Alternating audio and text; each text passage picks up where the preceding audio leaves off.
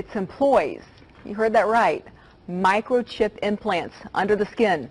Josh Rosenthal joins us live from just up the hall to explain this. He's in the building with us right now. Josh, what's this all about?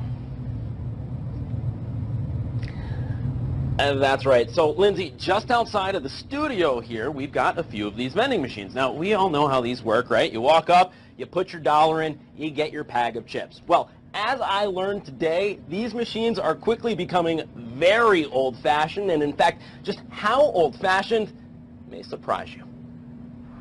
At 3 Square Market in River Falls, a team of programmers designed software for break room markets, like this one. Believe it or not, this is the reason they're about to do this to more than 50 of their employees. It's the next thing that's inevitably going to happen, and we want to be a part of it. The concept is pretty simple. Just like how you can buy something nowadays using your phone, what if you could use a microchip inside your hand instead? Todd, you're going to show us how this could potentially work. Yes, basically what this is considered is a break room market in an office complex. We'll come up, scan the item, we'll hit pay with credit card, and it's asking to swipe my proximity payment now. I'll hold my hand up, just like the cell phone, and it will pay for my product. Instead of a credit card, correct, your hand. Because my microchip is now my credit card. More than 50 3 Square Market employees are having them implanted starting next week. Not only can they buy stuff with them, they'll also be able to use the chips to get in the front door and log on to their computers. Each chip costs $300. The company's picking up the tab. The chip goes between your thumb and forefinger, and CEO Todd Westby says the data is both encrypted and secure. So if I'm one of your employees and I've got this chip in my hand, you won't know, hey, Josh is slacking off. I can tell because I'm reading this chip. No, there's no GPS tracking at all.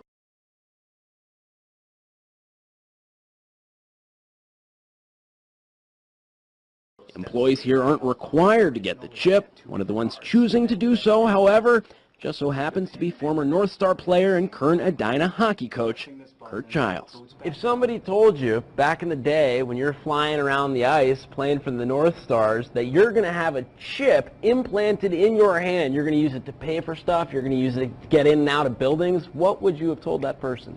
I probably would have thought a chip tooth or a chip of ice, but not a chip that has the technology that we're talking about today. Aaron Russo, seorang politisi Amerika. Di sebelah kirinya adalah Nick Rockefeller dari dinasti Rockefeller, pentolan elit global. Mereka berkenalan dan menjadi sahabat untuk beberapa waktu. Lewat pertemanan itu, Aaron mendengar hal-hal yang sangat mengejutkan dan sangat menjijikan tentang rencana Rockefeller untuk merusak dunia melalui peristiwa 9/11.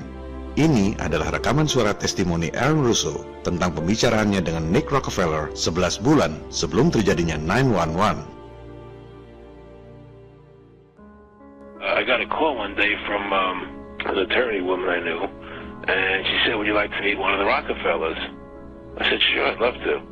And we became friends, and he began to divulge a lot of things to me.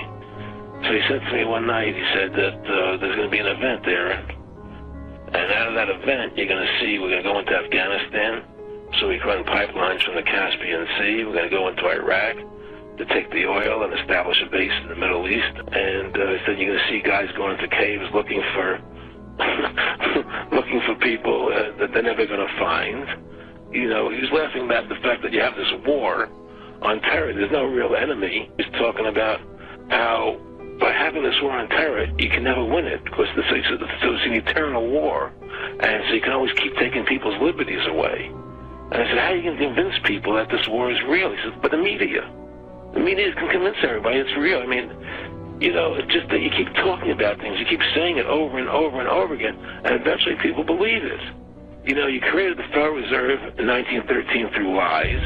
You create 9/11, which is another lie. Through 9/11, you're fighting a war on terror, and now all of a sudden you go into Iraq, which was another lie, and now they're going to do Iran.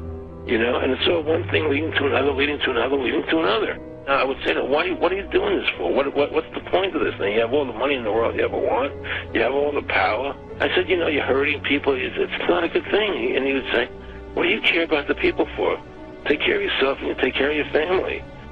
And then I said to him, what are the ultimate goals here? So the ultimate goal is to get everybody in this world chipped with the RFID chip, and have all money be on those chips and everything on those chips. And if anybody wants to protest what we do or violate what we want, we just turn off the chip. Setelah itu, Aaron Russo menghentikan pertemanannya dengan Nick Rockefeller. Aaron mengidap sakit kanker dan bertekad untuk mendedikasikan sisa hidupnya guna memberi peringatan pada umat dunia tentang bahaya New World Order. Aaron Russo kemudian wafat tahun 2007, dan ini adalah rekaman video terakhirnya, pesan pada umat dunia sebelum ia wafat di tahun 2007 itu. Americans, mobilize. Stand together, stand tall. Tell the government you're mad as hell. No longer cooperate with the government. Do not accept the national ID card. Do everything in your power to restore freedom and your individuality back to America. Stop being a country run by the institutions for the institutions. Let's go back to we the people, by the people, for the people, as opposed to we the institution, by the institution, for the institution. Stand up for your individual rights. Stand up for the godliness that's in each and every one of us.